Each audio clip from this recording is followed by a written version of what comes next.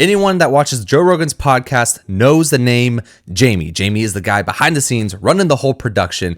And in this video, we're going to look at some words that Lex Friedman had about some behind the scenes of Jamie's character, what makes him a great producer. And we're going to speculate based off another video, how much does he make for Joe Rogan? I didn't understand how little Joe knew about Jamie when he hired him.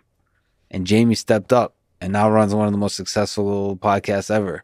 And that's an incredible kind of, and he's one of the best producers in the world now. Not to let it get to his head. And by the way, the funny...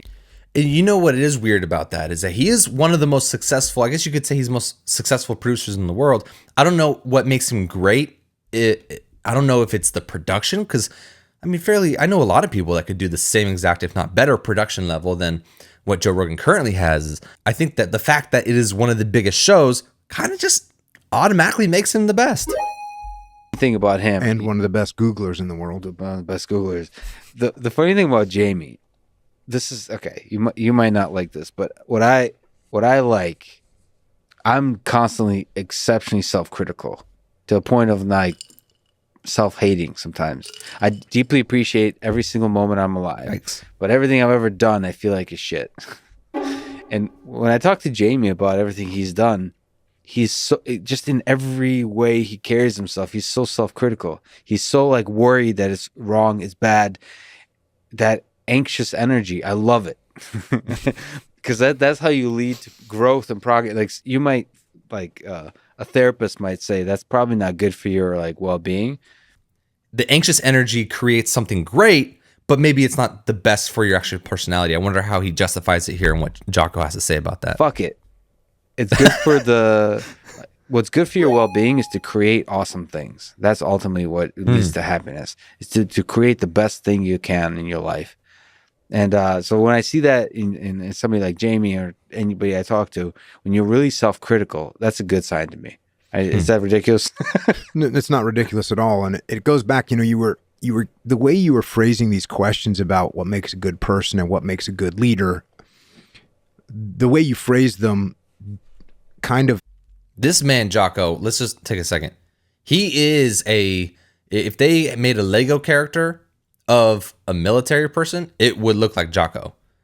I mean, this man is hardcore. You just snap on like a different hair or something. You know what I'm saying? A Lego would look like him.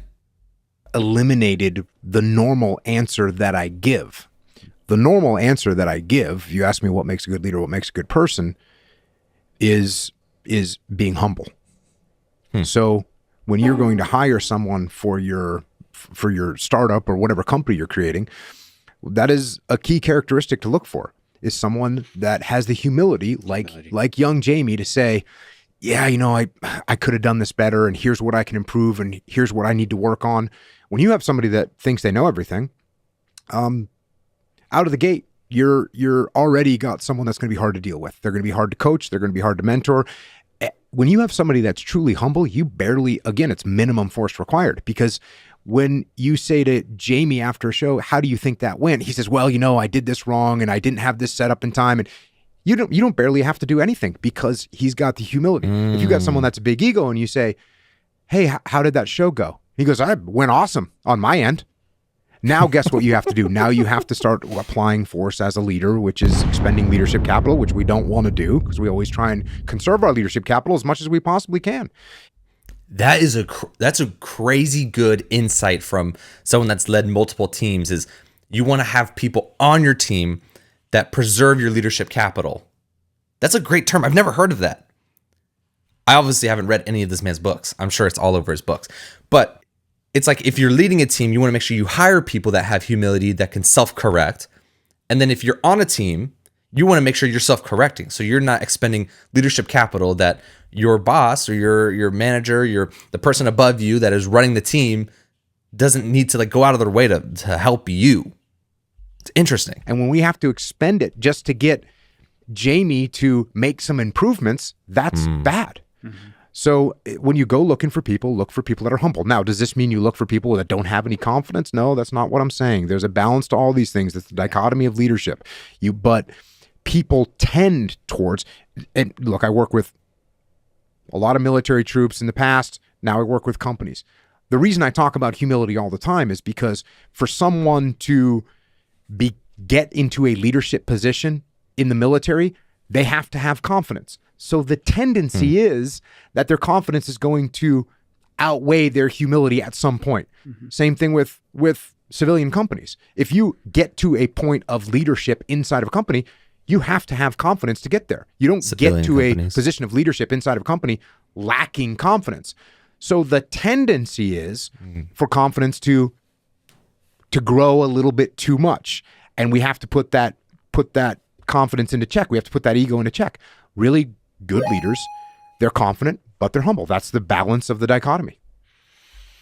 Hear that, Jamie? Don't get cocky. Lex says this anxious energy. Jocko kind of justifies it with humility. I love how Jocko said it. We all know that one dude that's like, it went really well on my end. Show was great. It was awesome. I did everything I needed to. I know some guys fell behind, but I'll see what I can do to help them along. Versus the person that is, I could have done this better. I could have done this better. And you're like, okay, cool. You already know. You keep it pushing. Even if you're doing good, there's always something you can do a little bit better. So I like being able to take that mental note. Now we're going to get into how much does Jamie make? How much does Jamie make as the main producer of the Joe Rogan podcast? Well, we'll do some research here. We'll do some recognizance here. All right, here's what Joe Rogan pays his staff. Let's see the people ask. How much does Jamie from the Joe Rogan podcast get paid? It says, based on how much money the Joe Rogan Experience has brought in over the years, fans of the podcast have estimated that the producer Jamie Vernon makes $125,000 to $150,000 annually. Jamie Vernon, also known as Young Jamie, is the producer of the Joe Rogan Experience. He has been working alongside Joe since 2013. Joe Rogan is believed to earn $100,000 per episode. Joe Rogan earned $10 to $12 million in 2020 alone from the Joe Rogan Experience. Now he earns around $60 million a year from all his income sources combined. I'm no wizard, but I don't think $125,000 to $150,000 is accurate by any stretch of the imagination, and I'm going to give my reason. But first, I want to show you this video that kind of lays out my argument. Joe Rogan Experience YouTube channel. Not so popular facts about Young Jamie. Hey man, Young Jamie ain't so young. They've been playing us with this whole persona. Number 10. Jamie is in charge of the Joe Rogan Experience YouTube channel. Jamie took over Brian Redban's duties as producer and co-host of the podcast in 2013. The Joe Rogan Experience was founded by Joe and Redban in 2009. Redban handled all of the responsibilities until Young Jamie joined the van. New subscribers to the podcast are not likely to be aware of this fact, but very old subscribers will know how Jamie started in 2013. However, his arrival did switch things up and led to the viral popularity of the podcast today. Number 9. Jamie placed 37th in a Googling competition. Not everyone knows this. People like Young Jamie usually have incredible backstories of being the best among their peers, but things are about to get a little different here. He placed 37th in a Googling competition and was ready to receive extraordinary peanuts for his services because he thought he was no good. However, millions of listeners of Rogan's podcast are thankful that he rose from that level and found his way to Rogan's doorstep. If not, we would have missed out on such great talent. Now, I don't like speculation, and I don't want to be that guy. But I would say it's very possible he makes a lot more. I know he's got like a Tesla X with the butterfly doors. I saw this a long time ago. When you are second in command, you're running the YouTube channel, you're in charge of the clips, you are creating multiple episodes every single week that are generating $100,000 a year, and the complete success of the episodes rides on Jamie. There shouldn't be any audio errors. There shouldn't be any video errors. He has to instantaneously search things, and then he titles and gets everything out. Joe Rogan doesn't have to touch it. Let me ask you a question. You're in Joe Rogan's shoes, and you're making $100,000 per episode. You're putting out 3 episodes a week, 2 episodes a week. Are you paying the guy that is making $100,000 or that is making these $100,000 episodes $100,000, $150,000 for the whole year? I don't know, man. I would assume that Jamie is getting paid for his expertise, and he's getting paid for his loyalty, and he's also getting paid for his personality. Joe Rogan people like Joe Rogan aren't going to want to pay. They want to pay for also personality. When they have someone that they gel with, they will pay extra to have that person around than someone they don't gel with, but maybe is a little bit better or the same. So to assume that Jamie's making the average going rate for a successful producer of $150,000 or $125,000, I think is absolute ridiculous. I would assume if you have a valuable skill like Jamie and you work your way up and you create one of the largest podcasts in the world, I could estimate at least $250,000 to $350,000 a year. And I don't think that's a stretch. Joe Rogan's making $60 million a year, and that was before the Spotify contract. And then he just chips off $300K to the producer.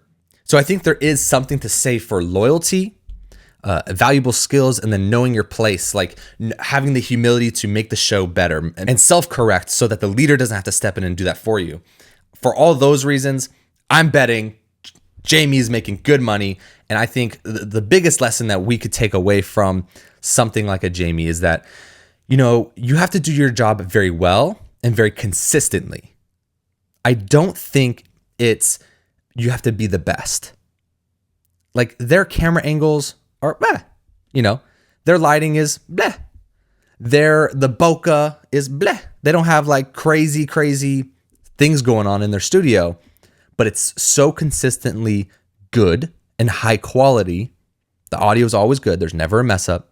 That will then earn you a position to be working with a Joe Rogan for 10 years. That's insane. He's been with them since 2013. So I do think the big takeaway is consistency. You self-correct. You have the humility to self-correct. So you're not expending leadership capital, as Jocko said.